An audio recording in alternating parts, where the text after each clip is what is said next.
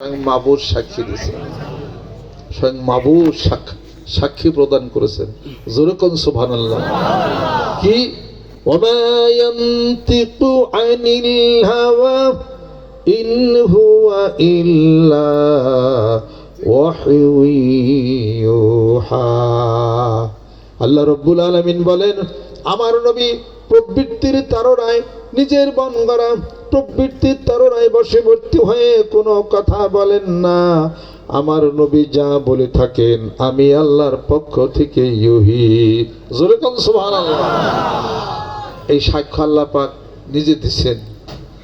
আর হযরত সিদ্দিক আকবর রাদিয়াল্লাহু তাআলার একটা ঘটনার পরিপ্রেক্ষিতে আল্লাহ পাক আবু বকরের পক্ষ থেকে একটা সাক্ষী দেন, লাকাদ সামিআল্লাহু কাওলাল্লাযিনা ক্বালু ইন্নাল্লাহা ফাকিরুন ওয়া নাহনু আগনিয়া। এই সাক্ষ্য আল্লাহ পাক নিজে দিচ্ছেন যে আমি শুনছি হে রাসূল, আবু বকর যে ওই ইহুদিকে বাড়ি দিছে মারছে, আমি আল্লাহ নিজ কানে শুনছি। ওই ইহুদি কইছে আমি নাকি ফকির, আমি আল্লাহকে ফকির বলছি। অতএব আবু বকরের পিটানির গুতানি ঠিকই আছে। আর আমরা থাকলে ওর তো পিটাই গুতাইয়া ওর মাটির মধ্যে গুতি আলাইতাম। কত ঠিক আছে কিনা?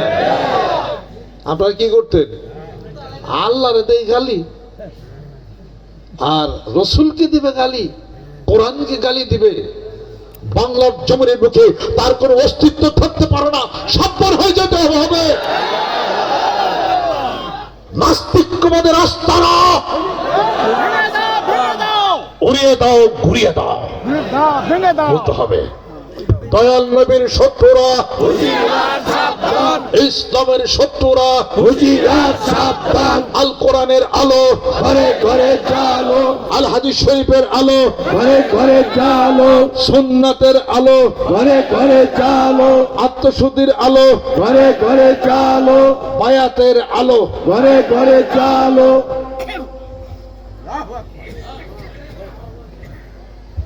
98% মুসলমানের দেশে নবীর শত্রুর কোনো স্থান হবে না, কোরআনের শত্রুর স্থান হবে না।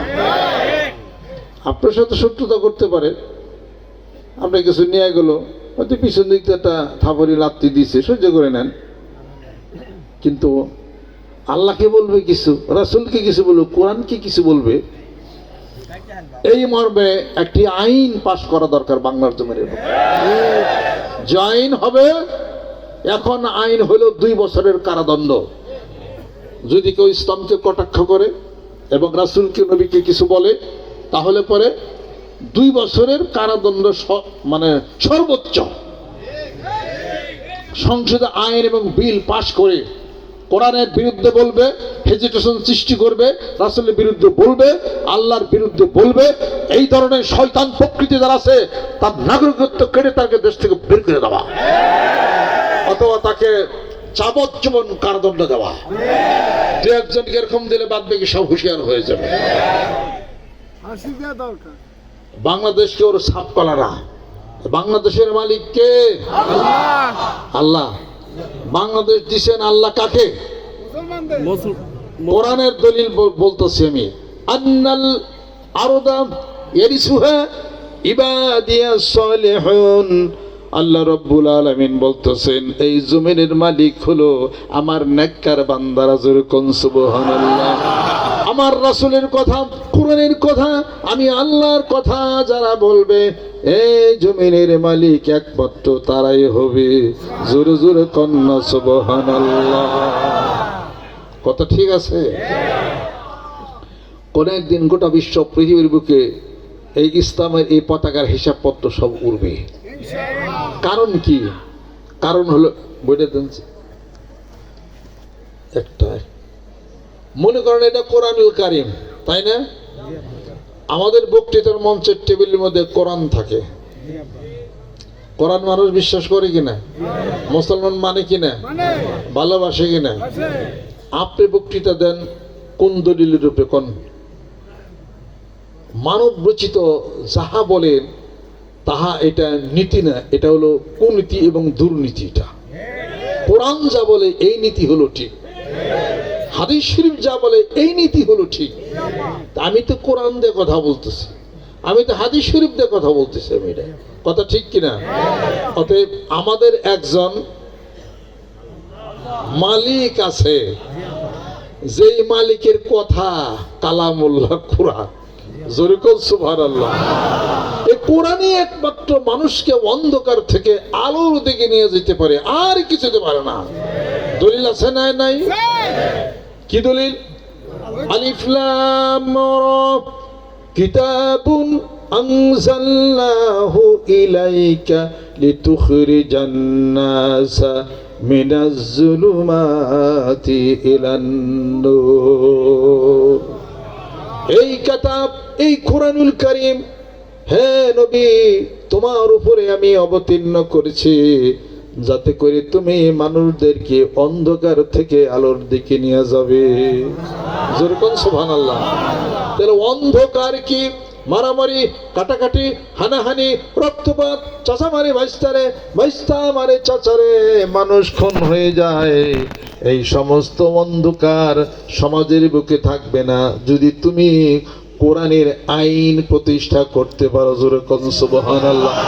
কোরআনের দাওয়াত দাও। ইয়া আইয়ুহার রাসূল বাল্লিগ মা উনজিলা ইলাইকা মির রাব্বিকা ওয়া ইল্লাম তাফআল ফামা বাল্লাগতা রিসালাতাহু। হে রাসূল, আপনি কোরআনের তাবলীগ করেন, কোরআনের প্রচার করেন, কোরআনের দাওয়াত আপনি সমাজের বুকে দেন। আর যদি কোরআনের দাওয়াত যদি না দেন, কোরআন মাফিক যদি আপনি মানুষদেরকে আহ্বান না করেন, তাহলে এই রিসালাতের কোনো দাম মূল্যই তো হতে পারে না। আপনি রাসূল বললেন, এর দাম কি হলো? এটা বাবা বাল্লাগ তো রিসালাতাহু, আপনার রিসালাত পৌঁছানোর কোনো দাম মূল্য কিছুই হবে না। যেরকম ঠিক কিনা? মানিকগঞ্জের বেশি কোনো দল করিনি। যেরকম আমি কোনো দল করি না। আমি কি এর দল করি? মানবতার দল করি, মানবতার দল করি, সহিষ্ণুতার দল করি, সম্মানের দল করি, ভালোবাসার দল করি, আদরের দল করি, স্নেহের দল করি, প্রেমের দল করি, কোরআনের দল করি, রাসূলের দল করি, সুন্নতের দল করি, তাসকিরাতের দল করি, বায়াতের দল করি, আল্লাহর জিকিরের দল করি। আমার মসজিদের বলিষ্ঠ নেতৃত্বে টেকনাফ থেকে তেতুলিয়া পর্যন্ত প্রত্যেকটা গ্রামে গঞ্জে প্রত্যেকটা মহল্লায় জিকির দুর্গ গড়ে তুলতে হবে। রাজিয়া সাহেব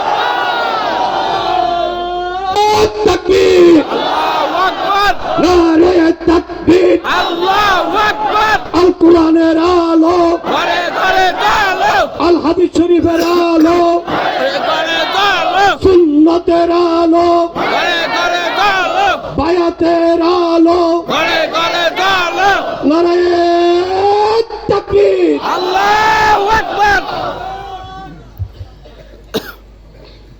আল্লাহু আকবার। এটা হলো মুসলমানদের প্রাণের স্লোগান, এটা কোনো দলের স্লোগান না। আল্লাহু আকবার স্যারে কি কইবেন? রাম লক্ষণ সীতা কইবেন? যে নারে তাকবীর রাম লক্ষণ সীতা এরকম এই আল্লাহু আকবার মুসলমানদের হলো প্রাণের কথা। এটা যেরকম সুবহানাল্লাহ, এটাতে সবার একই স্লোগান। কোরআন শরীফ তেলাওয়াত করবে, পড়বে শুধু জামাত ইসলাম। আওয়ামী লীগ পড়বে না কোরআন শরীফ? তারা মসজিদে যায় না, তারা নামাজ পড়ে না, বিএনপি নামাজ পড়ে না, বিএনপি জিকির করে না। মুসলমান যে তার হাতে কোরআনুল কারীম। যেরকম সুবহানাল্লাহ। কোরআন তেলাওয়াত করলে যদি সওয়াব হয়, কোরআন মানলে তো সওয়াব বেশি হবে। আর কথা ঠিক কিনা? কোরআন তেলাওয়াত করতে পারি, কোরআন মানলে কি সমস্যা? কোরআন যদি সমাজে মানে, কোরআনিক জীবন যদি মানে, আরো হতাশা, মায়ের পিঠ সমস্ত কিছু বন্ধ হয়ে যাবে। যেরকম সুবহানাল্লাহ। কোরআনুল কারীম গ্যারান্টি দিবে জাকাত বোর্ড গঠন করার জন্য না, কোরআনুল কারীম গ্যারান্টি দিবে জাকাত আদায়ের জন্য।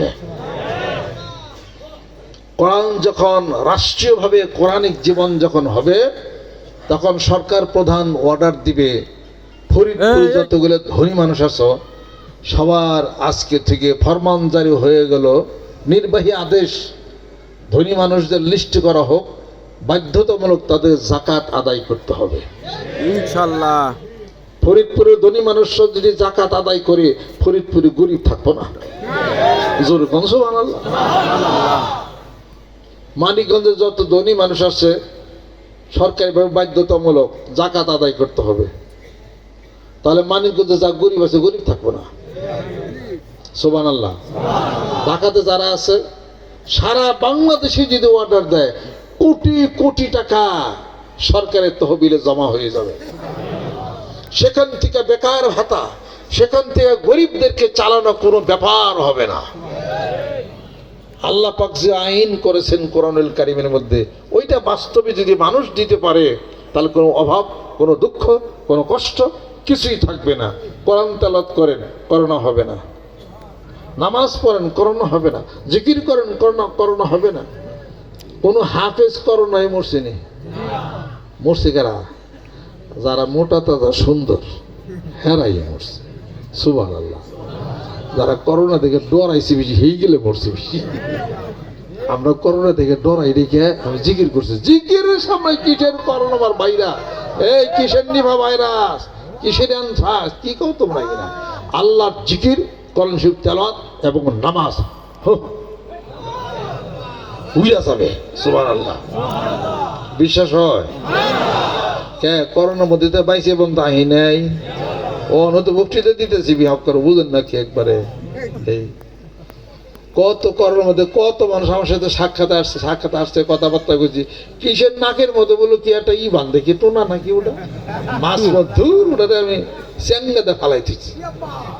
গাড়িতে রাখছি, যখন পুলিশ টুলিশ দেখছি তখন আবার ফিরে বুঝি পাচ্ছে, বলে হ্যাঁ আবার ঝামেলা করে, আমার অসুবিধা কত আগে। হ্যাঁ দূর আমার জীবনের ইঞ্জেকশন হুই দেখলাম তাল গাছের মাথায় উঠি।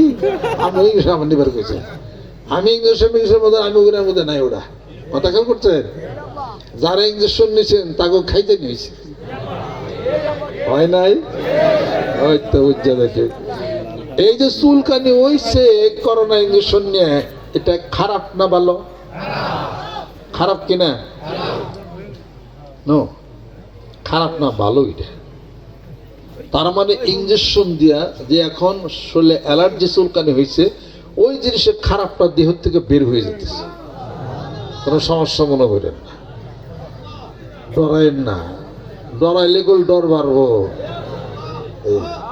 ডরেন না, কোনো ডর না। আল্লাহ জিকির করেন।